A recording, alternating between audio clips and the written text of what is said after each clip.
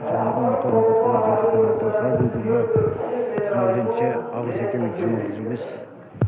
Шаарына келдик, ошол жерде жумага келдик. Анан соң косметика кылып, жумага